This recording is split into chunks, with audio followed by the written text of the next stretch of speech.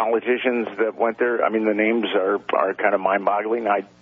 It's difficult. The problem with Franklin is, you were talking about the kids earlier. Mm-hmm. The problem with Franklin is you've got these eminent politicians, but the kids that got involved in this ring, I mean, they are very damaged. I mean, they were molested. They were generally from very dysfunctional families. They were molested at very young age, and they were also turned on to drugs at a very young age. And then when they outgrew their marketability, they were just spit out like gum that's lost its flavor. And so consequently, they went on to become drug addicts and predators and felons. And a lot of them who knew too much probably were just suicided or killed off. You really don't need to do that because these kids just go on to become so dysfunctional. No credibility then. And completely demolish their own credibility. So you really don't need to kill them. I see. I mean, I found them in shelters. Mm-hmm. I found them in prisons. Mm-hmm. I found them in projects. There have been some kids that have actually made it through and been able to cut and paste a life for themselves. But the vast majority of them are very, very damaged.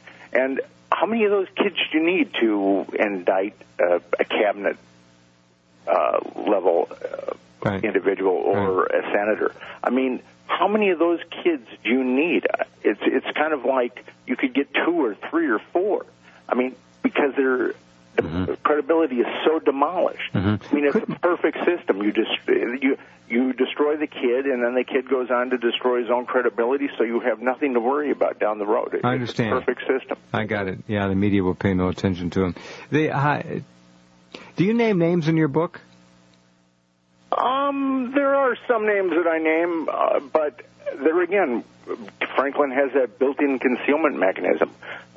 There's certainly a number of politicians that I talk about, and I point some very subtle fingers at a few of them.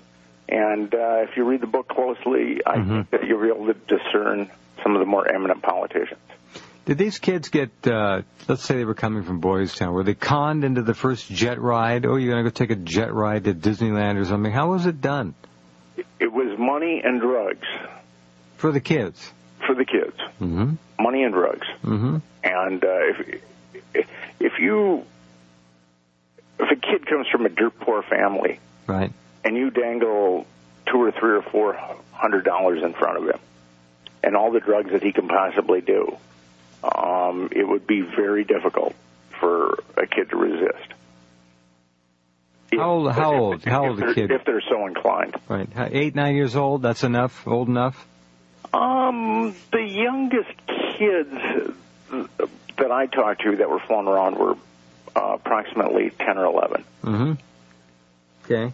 And the kids or the victims that I talked to, their ages ranged from about 11 to 18. They have pretty good memories, do they? Most of these kids, believe it or not, are very, very sharp. They're very sharp. And they could have, had this not happened to them, a number of them could have gone on to become anything that they wanted. Mm-hmm. Had they been given the right ingredients, had they been given the right soil and garden to grow in, they could have gone on to become anything that they wanted. Well, that's what's very tragic about it. This brings us back to the other side of the equation, and that is, of course, the politicians, the corporate movers and shakers, and other influence peddlers who were involved with this. You would think you'd had to know when you went into a place like this and things like this were going on. Certainly you knew what was potentially there. You'd have to know that the potential for video and audio information gathering was there. You'd think. Were these people so driven by their pedophiliac tendencies, their lust, their interest in drugs, that they didn't care? What? I don't understand this. Well, Jeff, there's lust and arrogance. When those two things are together, they form such a powerful synergy.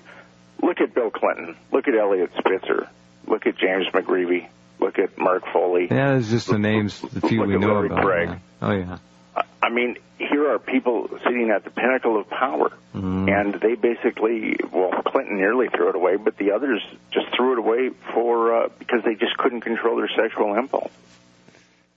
And like I said, lust and arrogance together, they form a very powerful synergy that makes people that makes smart people very, very stupid, or certainly makes them do very, very stupid things.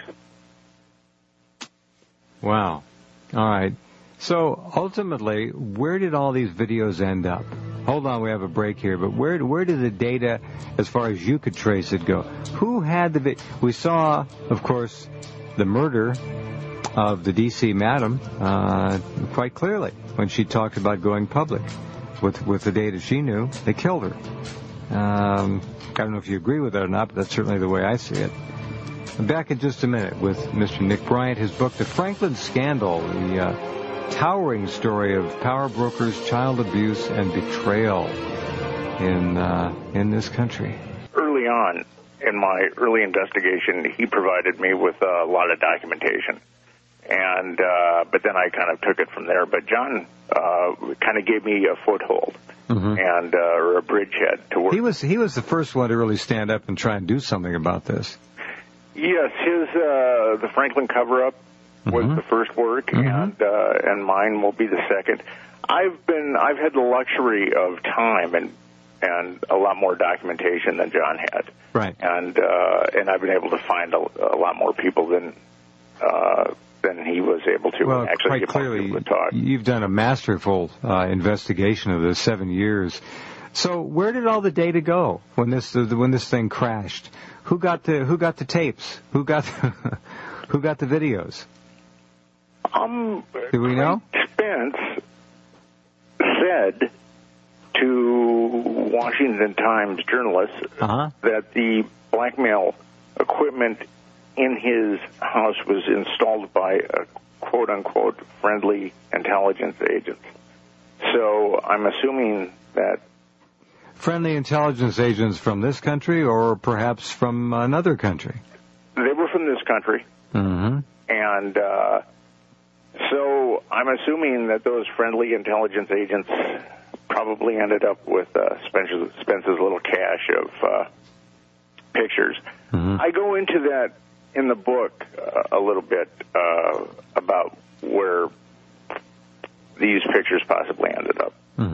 And I'm sure that they're held on to by some very powerful people, and they ensure that other very powerful people march their drummer. And many of these very powerful people are, as far as you can tell, still in Congress. I see them on television every day. You're kidding. So you know a lot more than, in terms of names, than appears in your book. At least you've surmised more. I drop some subtle hints. There are some people that I name, but there again, you're up against how many damaged kids that have become felons does it take to impeach an eminent politician? I mean, that is the problem, and that's the perfection of this system, Franklin. And it's very disheartening. One of the most disheartening things for me as a journalist with this was it was a gut-wrenching affair to find these victims, but I really thought that once I had a critical mass, that once I had something that was heavily corroborated, that I would be able to get it published, that there would be outrage by the mainstream media. And I was shocked. I mean, I handed it over to my agent at William Morris, and I was summarily and unceremoniously dumped by William Morris. That quickly. I gave it to another agent who agreed to represent me, and he couldn't sell it. And that quickly. And then I wrote an article, and that was the most. I've written a number of articles. It was the most heavily corroborated article I've ever written, given the nature of given the the mind-boggling content of this subject. And every major magazine rejected it. Editors that I'd worked with before, who knew that I was a very solid journalist, rejected it.